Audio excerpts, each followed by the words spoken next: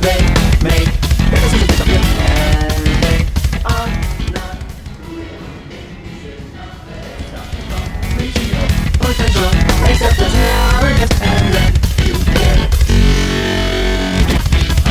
unstoppable. Like how rock and some of those stuff, they'll use more intricate harmonies. Well, there's one thing that comes to my mind. It's not neoclassical. It's definitely 80s. There's a few tunes that I learned that have some really cool uh, uh, harmonic elements to them. By Racer X, you familiar with the band?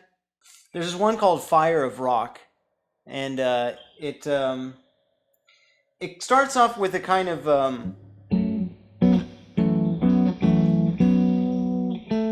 like an F sharp minor kind of thing, where he does this. He puts his thumb.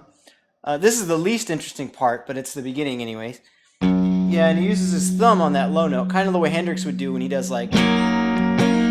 What he does is he's doing F minor, so that F minor chord that we learned, we'll do here. But in this case, put your index finger on the second fret of the D, G, and G string.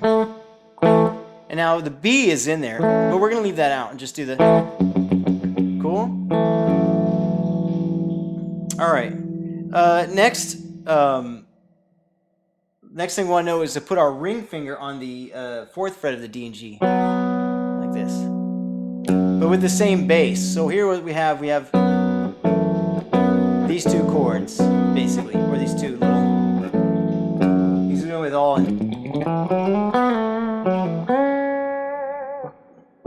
Yeah. And now what he does, he's got kind of a cool picking thing, but we won't linger on this too long because we want to get to the cool harmonically cool things. But what he does here is he'll play like.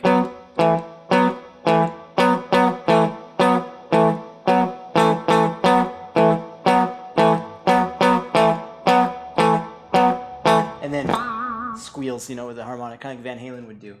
Now, but he's not just doing, he's putting that bass note in between, so it's like.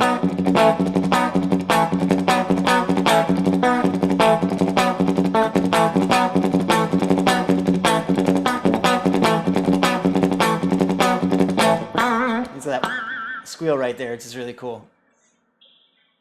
Now, there's a weird element to the rhythm. He's starting off with the high one, like that, right? And he's doing like high, low, high, low, high, high. So he does two in a row. See that? Exactly. It flips it. So it's like, so its first one's like high, low, high, low, high, high, and then it starts over the other way. Low, high, low, high, low, low, high, and it just repeats. And on the last one, where it would go low, low, it goes low, squeal. And he does this rock and squeal right there. Yeah. Now, a secret to this is not to use your index finger on that squeal, like this. Like, you want a good vibrato. And so I think he does his middle finger, because he's probably got 9s on there. I've got like 11s on here, so I use my ring finger, so I just get more like teamwork with the fingers behind it. So it'd be like that.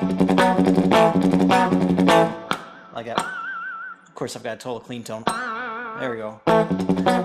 All right, so that's the opening riff. That's the least harmonically cool part, but it's cool in some other ways. It's cool because it's got the thumb thing with a pedal tone, which is a harmonically interesting idea.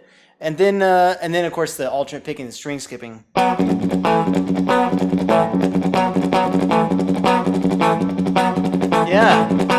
Yeah, for sure.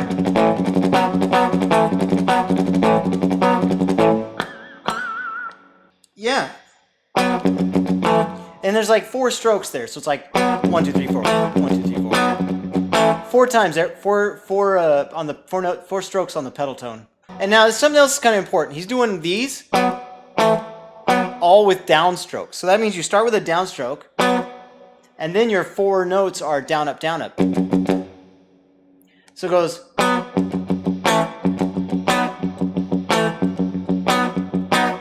Yeah. Each one starts with a downstroke. And because it's 4, it's an even number. That means it's not going to do anything crazy like where it flips. down, down, up, down, up, down, down, up, down, up, like that, yeah. Now, when it does the double, it goes like this. It's got 2, so it's like down, down, up, down. So it's still going to be even numbers. When it goes down on the chord, and then it does the low note 2 times, so it's down, up. And because it's 2, down, up, then you can play the second chord with the down. Like that. And it does it twice. It's like chord, down, up, chord, down, up. Chord, chord. See what I'm talking about? Chord, down, up, chord, down, up. Try it this way. Play the chord first. No, just that. Yeah. Do 1 stroke. There you go. And then down, up. And then the chord. And then 2 strokes, down, up. So really, that little piece is just this.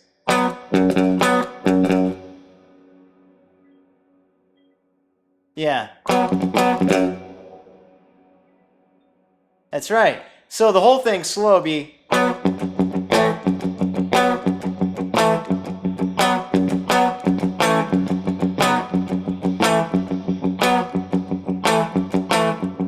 See what I'm talking about? It is a little tricky, but so that's that. And then it goes from that where it does a squeal. And I think actually, I think something happens there that's kind of interesting. I think that's when like the drums come in. Bam, and I think there, I think it does something like it continues that. I think. So yeah, I think it changes the pedal tone to E. And then, but it continues that riff. And then when it goes to the verse is when you get this cool chord where it does an E sus. So it's like do your E bar chord. Just regular bar chord. And then put your pinky on the sus4. And it goes to the E. Yeah, so it's like.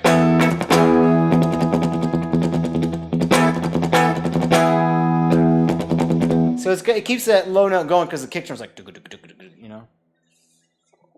Yeah, that's it. That's the idea. Yeah, it's kind of got a Who thing, like the Who, right? So it goes, it'd be like.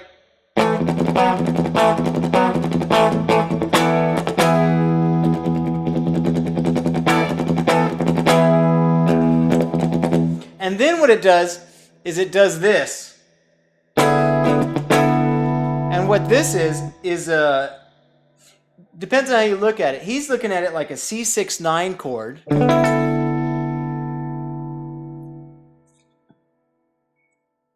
But I think what it actually is, because it starts off with this.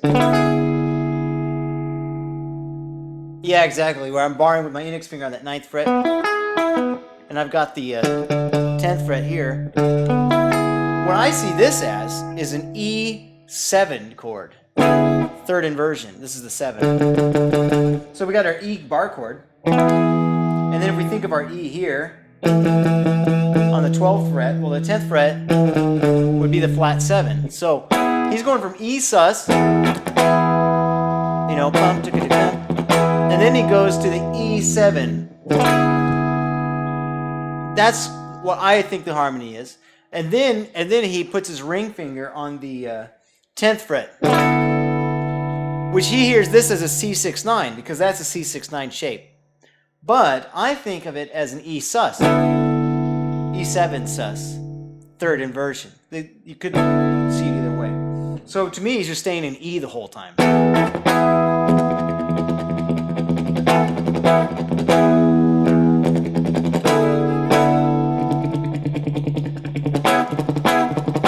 He does the same kind of rhythm with the low note, except it's this. I'm saying C, but I mean D all the time. Sorry, 10th fret, it's a D.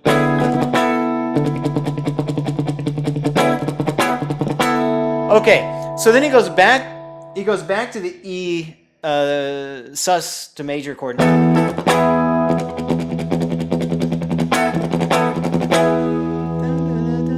then it goes to the C. It does the same thing, but starting from the C.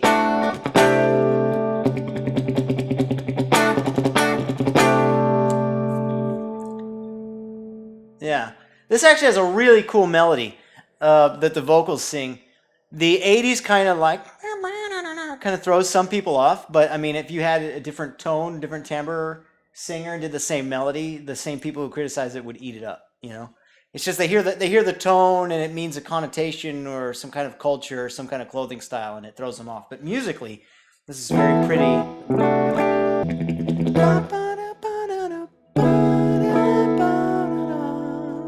And some crazy licks, you know.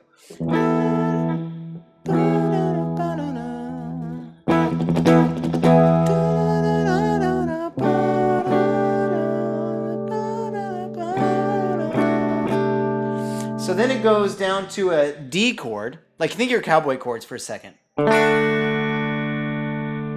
But it's going to be with a 9. So I'm going to pick up that finger. And then it's actually first inversion.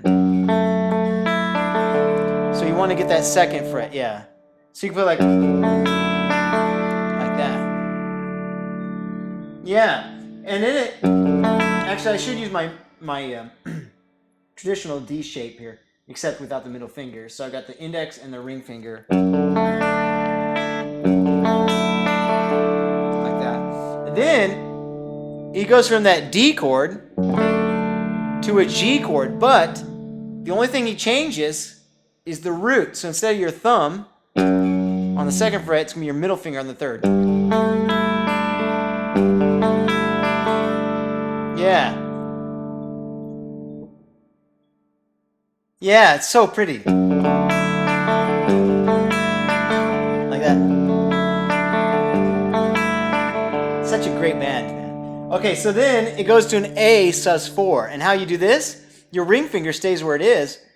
I mean, it's like actually like your A chord, you know, just ordinary A chord, but you bring your ring finger up. And that ring finger is exactly where it's been for the rest. So now we have this. Cool.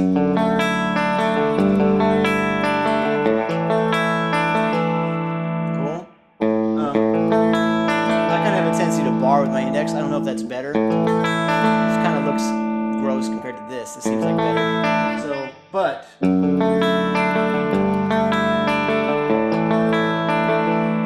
either way will do. What a pianist would say would be a D/F sharp, D/G. That's the way they write, but you get the idea. Exactly. It's just like you keep your D chord going while the bass moves around. Okay, now next is really cool. He does a B minor 7, which you could just do like this.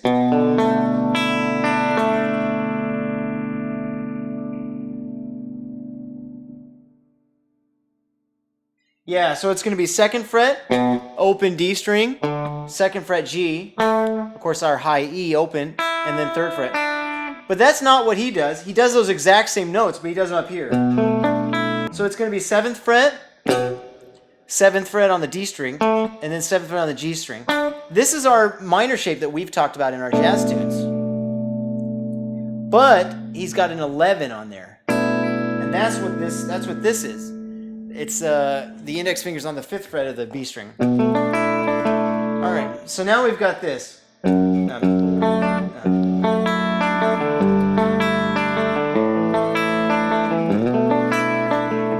that. Then it kind of starts over. It goes back to. And then instead of going to the A sus, it does this really cool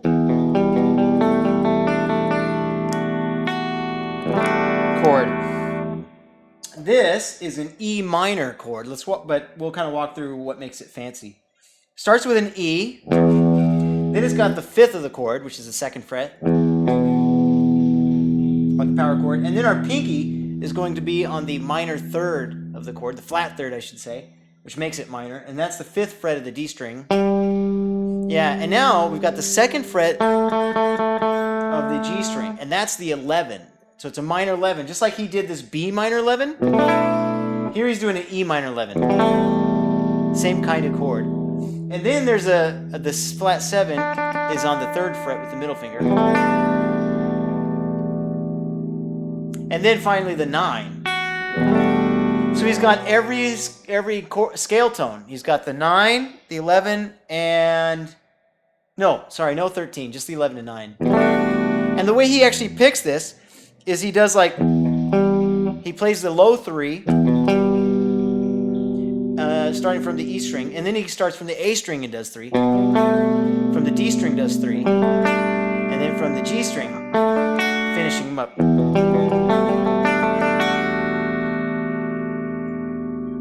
Yeah, exactly. And it's distorted too when it rings out. Yeah. And then it goes back to the... It goes back to that for like the, you know...